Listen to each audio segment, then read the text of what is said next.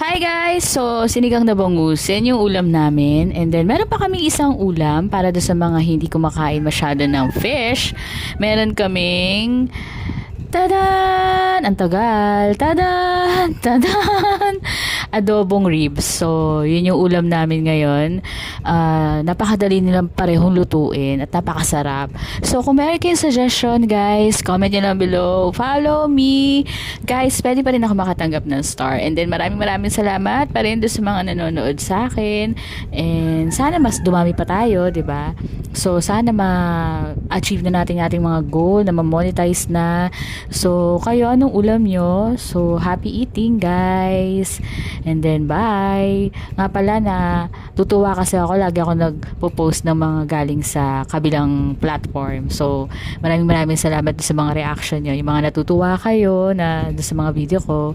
Yun lang, guys! Bye!